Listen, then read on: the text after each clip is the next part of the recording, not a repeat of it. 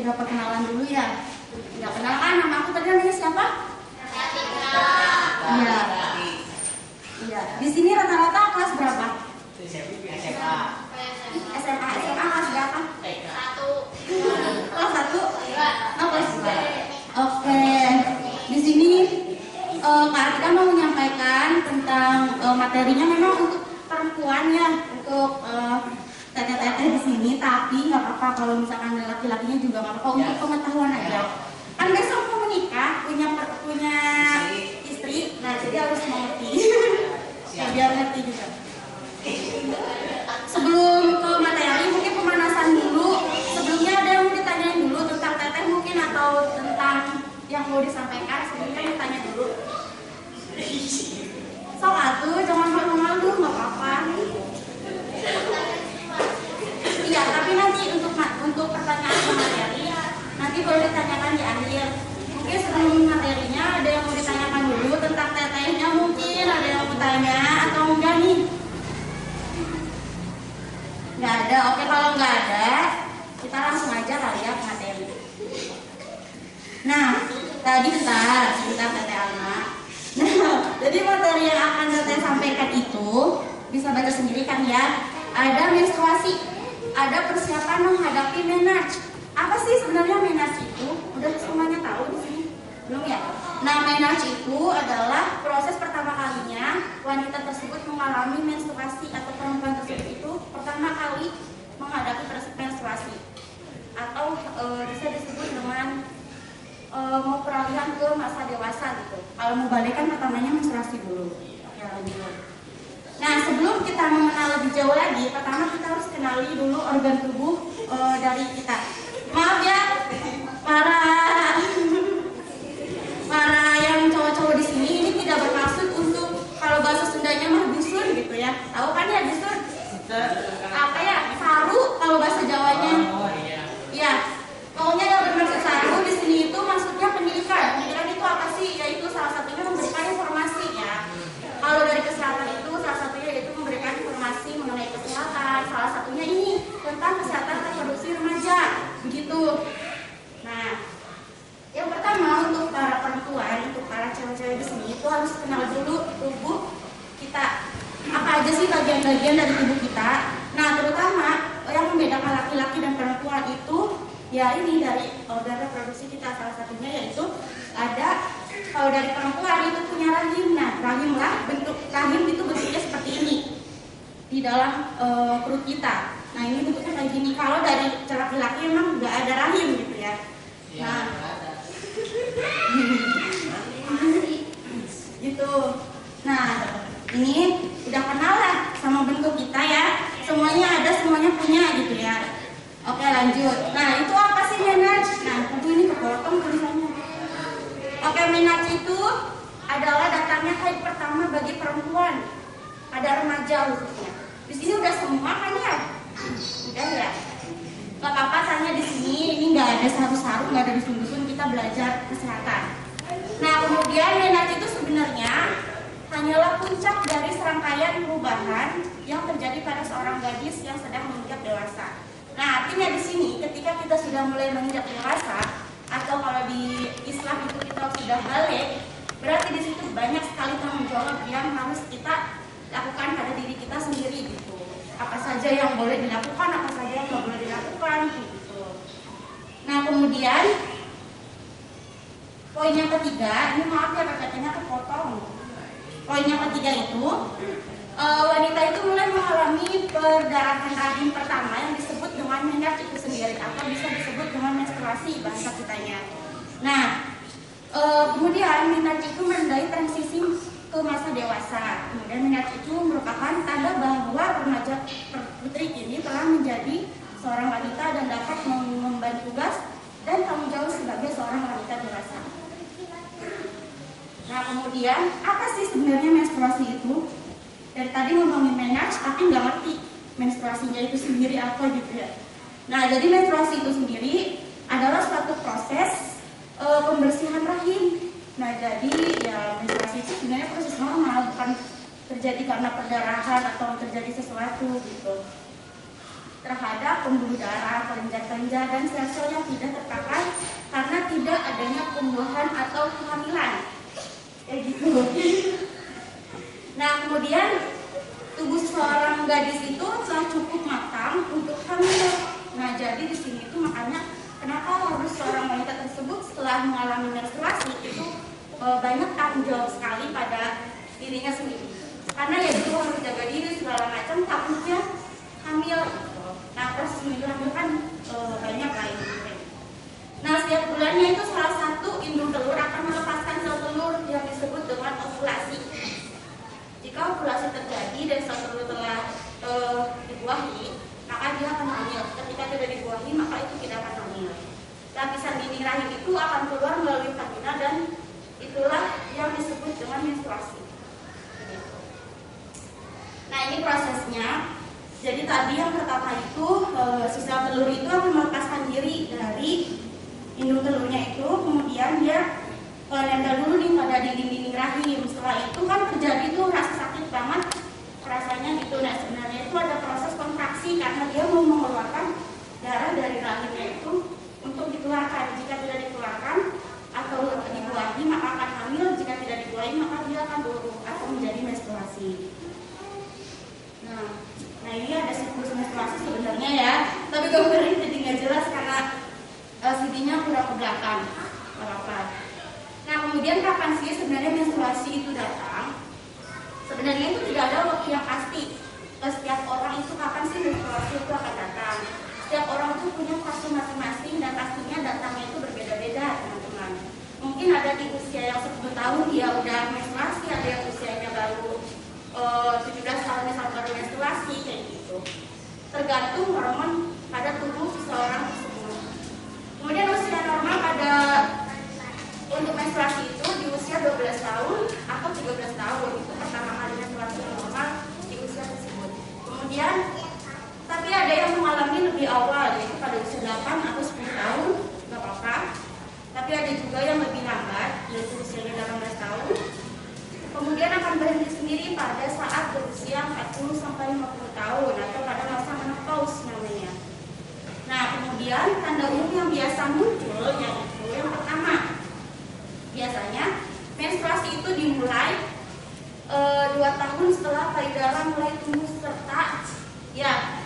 Jadi menstruasi itu akan dimulai setelah 2 tahun payudara itu mulai tumbuh. Misalkan dari usia 10 tahun nih. Mohon maaf ya teman-teman. Enggak, ini bukan saru sekali lagi. Nanti mungkin tadi Alma juga bakal bahas sama. Kan kalau pikirannya udah nggak bisa ini untuk pendidikan.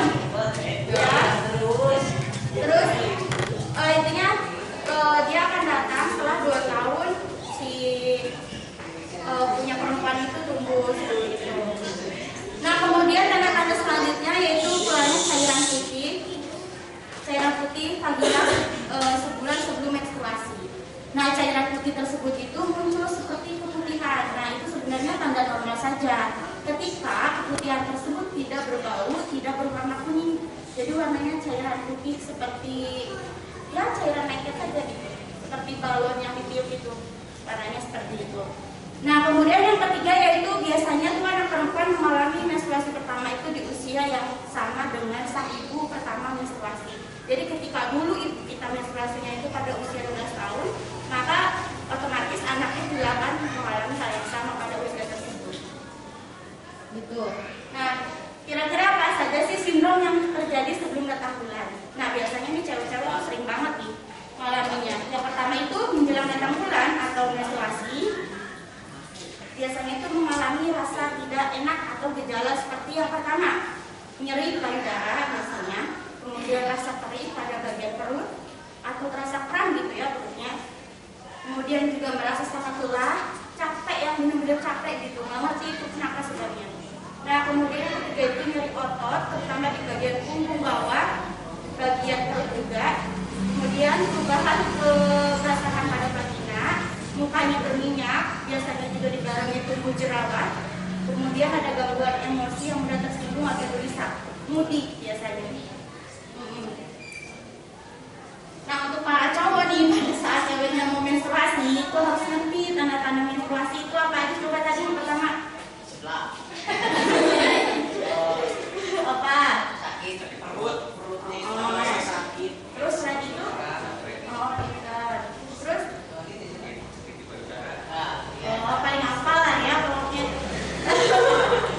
Terus ya, jadi harus ngerti juga selain pada nyeri-nyeri itu, pada perempuan juga yang punya pacar harus ngerti kalau ketika pacar tersebut akan mengalami menstruasi, misalnya gangguan Wah, oh, tapi itu dari kemudian dia sedang berubah itu pada perempuan. Oh, berarti ada pacar ya? Atau Oh, bongkar satu rahasia. Oke, lanjut lagi. Kemudian apa sih yang harus kita lakukan gitu ketika kita mengalami gangguan menstruasi? Nah, yang pertama itu jelas harus menggunakan pembalut ya, teman-teman. Gunakan pembalut itu yang nyaman, yang tidak menyebabkan iritasi. Nah, kemudian cari pakaian atau kemudian kenali pembalutmu apakah itu aman atau berbahaya. Nah, carilah pembalut yang tidak berbahan seperti bukan kapas di dalamnya. Harus berbahannya kapas itu atau nanti akan menjadi gel itu. Menurut saya sih udah paling bagus. Banyak lah di Indomaret juga ada. Jangan sebut merek.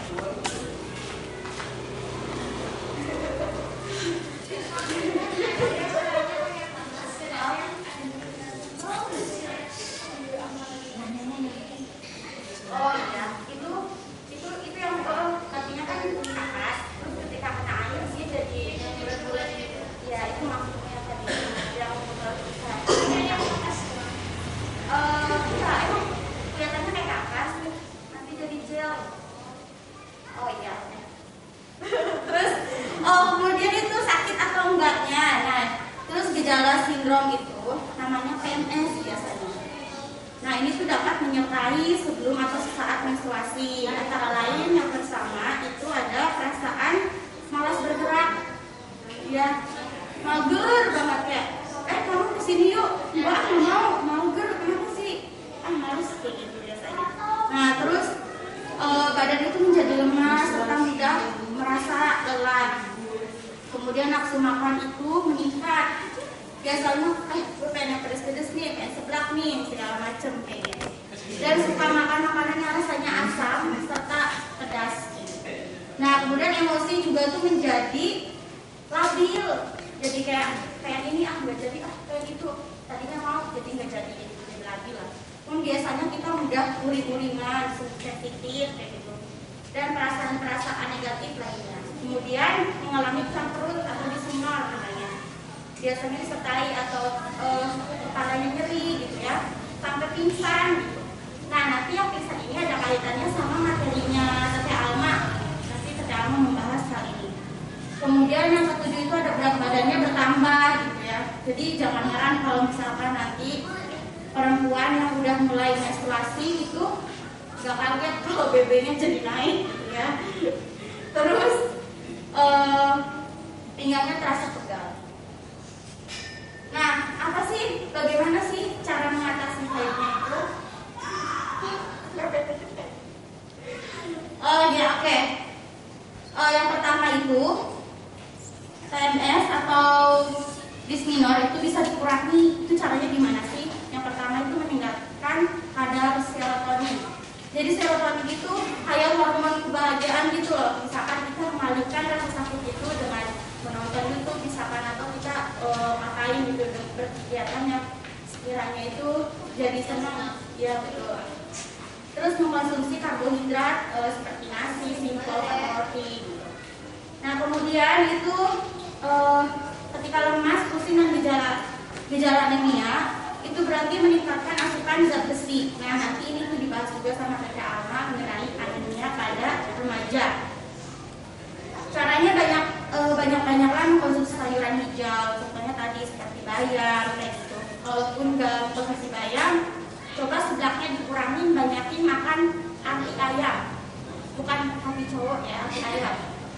Nah, terus kangkung juga boleh, kangkung, patut dan lain-lain. kemudian susu juga dapat meningkatkan zat besi dalam tubuh, jadi nggak apa-apa. Nah, kemudian yang ketiga itu mengkonsumsi suplemen penambah darah juga bermanfaat dilakukan saat menstruasi. Nah, nanti juga disampaikan oleh Tante Alma yang mengenai penggunaan suplemen zat besi bagi remaja gitu. Nah, kemudian kurangi konsumsi garam. Jadi jangan yang suka asin dikurang-kurangi dulu. Kemudian asupan protein seperti daging, ikan, dan vitamin B12 perlu untuk membantu penyerapan zat besi dalam tubuh. Nah, kayak gitu. Jadi dibarengi dengan suplemen yang zat besi tadi. Selain itu juga konsumsi proteinnya seperti ikan, telur, kayak gitu juga diperbanyak tadi. Nah, kemudian lesu dan tidak bergairah itu nanti bisa dibantu oleh vitamin C, misalkan ya bisa dibantu dengan sari-sari jeruk kayak gitu. Nah, kemudian air dan minyak penghangat bisa digunakan untuk mengurangi rasa nyeri kram perut. Nah, itu bisa digunakan sebagai kompres air hangatnya. Nah, terus juga yang ke-8 itu bila menghangat dirasa tidak cukup ampuh, paracetamol bisa digunakan asal dosisnya tidak boleh dari 3 kali sehari. Bisa pakai paracetamol ketika nyeri itu tidak bisa tertahankan. Gitu. Tapi jangan sering-sering. Ketika memang sudah sakit aja. Gitu. Udah ngantuk? Belum ya? Masih dengerin ya? Oke, terima kasih. Terus setelah itu yang terakhir itu bisa dikonsultasikan dengan dokter apabila emang menstruasinya itu misalkan perdarahannya terlalu banyak gitu ya. Terus kok pokoknya pada saat menstruasinya tersebut mengalami gangguan-gangguan yang tidak nyaman, itu perlu dikonsultasikan ke dokter. Nah, selain juga tadi kita tahu bagaimana cara penanganan dari menstruasi, kita juga harus tahu bagaimana cara merawat alat kemaluan kita gitu ya, entah itu baik perempuan maupun laki-laki. Nah, yang pertama itu untuk kenapa sih kita perlu banget untuk merawat alat kelamin kita? Iya, untuk menghindari berbagai penyakit gitu ya, atau berbagai infeksi yang terjadi pada alat kelamin kita. Ini berlaku untuk umum perempuan dan laki-laki. Nah, yang pertama itu setelah BAB atau BAK gitu, usahakan untuk selalu mencuci bagian luar alat kelamin dengan air dan sabun. Gitu. Oke, di sini untuk ceboknya udah benar belum ya? Kalian itu kalau cebok itu dari depan ke belakang atau dari belakang ke depan? Dari apa? Sudah dibiasakankah? Harusnya yang benar itu dari depan ke belakang.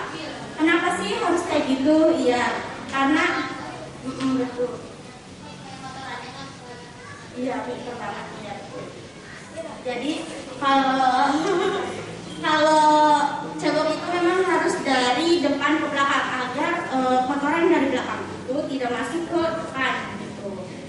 Kenapa kalau misalkan terjadi kotoran dari belakang ke depan itu akan apa sih timbulnya? Yaitu nanti berbagai penyakit akan terjadi ya, karena di bagian belakang itu banyak sekali bakteri di situ. Nah, kemudian yang kedua itu memperhatikan kebersihan pakaian dalam. Nah, ini yang perlu diperhatikan lagi. Untuk pakaian dalam itu sendiri itu harus yang menyerap keringat ya teman-teman. Terus juga gunakanlah sehari maksimal itu minimal itu 2 kali atau 3 kali ganti gitu.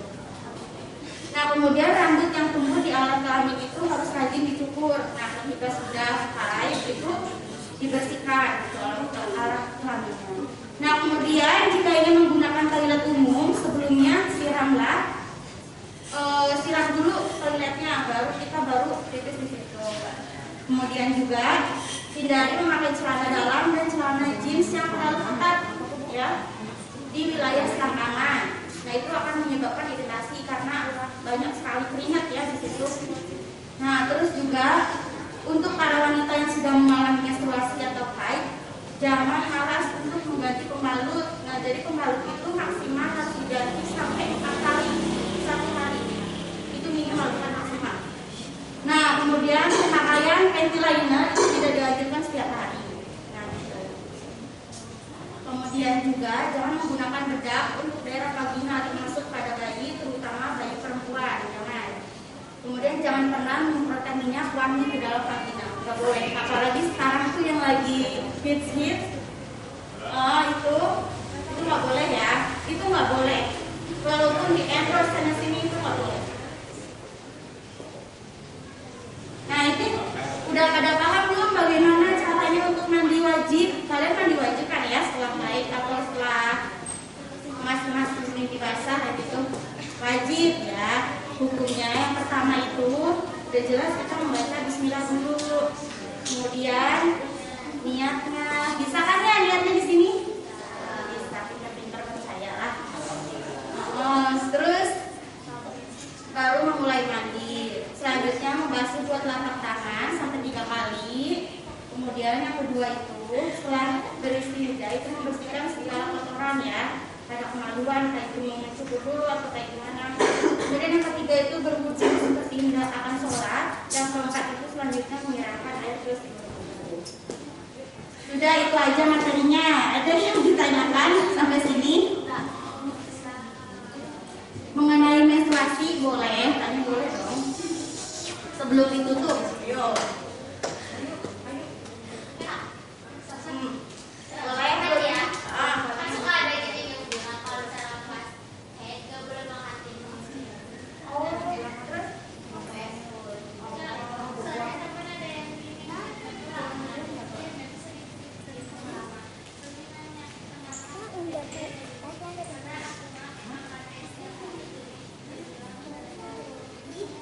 Oke, berarti pertanyaannya dia hampir sama lah ya. Tadi yang pertama nggak boleh makan timun gitu ya. Terus yang kedua nggak boleh minum es. Oke, langsung jawab ya. Apa ada yang mau tanya lagi? Tampung dulu pertanyaannya. Ada yang tanya lagi? Aku yakin yang kecil-kecil belum ngerti sih. Yang cowok mungkin gak apa mau tanya. Tanya lah, kamu jadi quiz tidak? Sok aku tanya ganteng. Sok.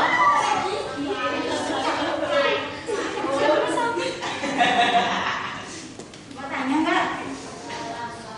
Kalau PMS diobatin boleh? Kenapa?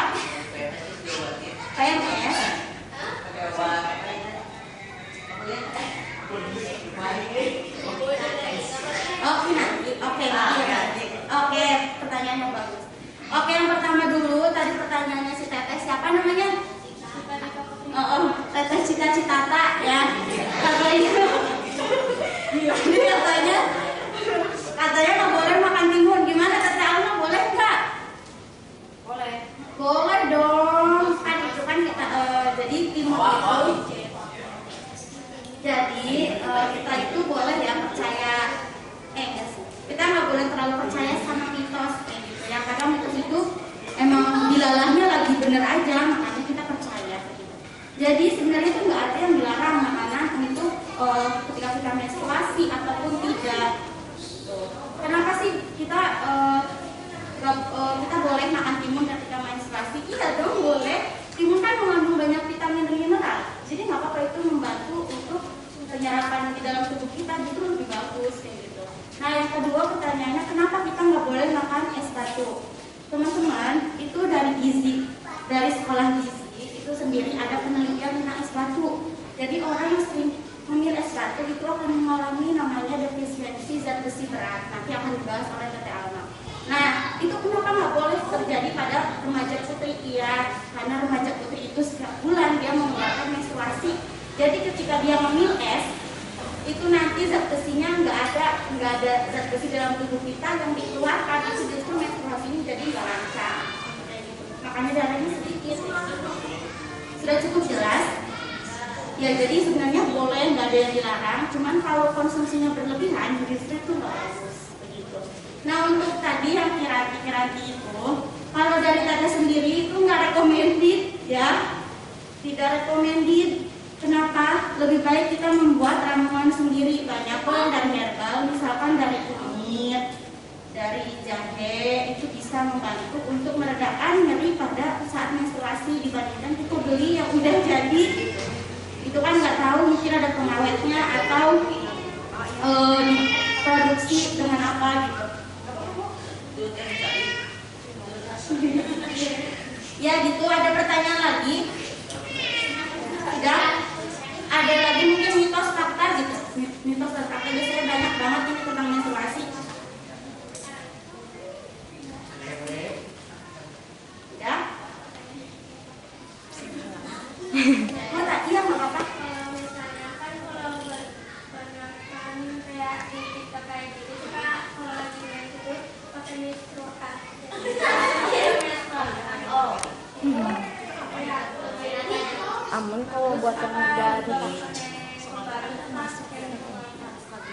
Bagus, oke, pertanyaannya bagus ya. Ini juga belum disampaikan. Oke, untuk penggunaan pada saat perempuan itu menstruasi, bagi yang belum menikah, itu disarankan pakai pembalut saja. Tadi pembalut itu macamnya banyak ya, ada yang dari kain juga, ada yang dari kapas juga. Kenapa sih nggak boleh pakai yang menstrual cup? Ya deh, soalnya kita kan belum menikah. Sementara menstrual cup itu cara pemakaiannya itu dimasukin ke dalam vagina kita. Jadi itu ketika belum menikah itu kita belum layak pakai itu. Saya saja yang sudah dewasa itu belum boleh pakai kayak gitu deh. Kita pakainya itu kalau udah nikah itu boleh. Tapi alangkah lebih baik kita menghindari yang nggak boleh lah ya, untuk keselamatan kita di masa depan. Sudah terjawab? Ya. Jadi untuk anak-anak, untuk usia remaja, usia teteh pun ini belum boleh pakai menstrual cup. Jadi nggak boleh. Ya ini udah gede banget, misalnya nggak boleh. Ya. Belum. Itu konten dewasa sih, itu untuk lebih ke yang udah menikah. Ada yang mau ditanyakan lagi? Yuk, bapak aku tungguin.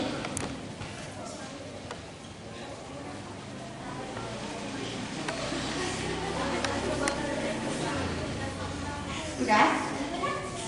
Mungkin udah dulu ya, untuk waktunya mungkin udah mepet. Nanti kalau ada pertanyaan lagi, Teteh masih di sini kok. Bapak tanyain lagi aja. Ya, ke Teteh Alma atau ke aku gitu. Oke, sekian dulu mungkin presentasi dari saya, Teteh Atika banggunya. Teteh Atika aja deh. Nah, presentasinya segini sekian. Mohon maaf bila terdapat banyak sekali kesalahan ataupun hal-hal yang tidak jelas gitu. Terima kasih.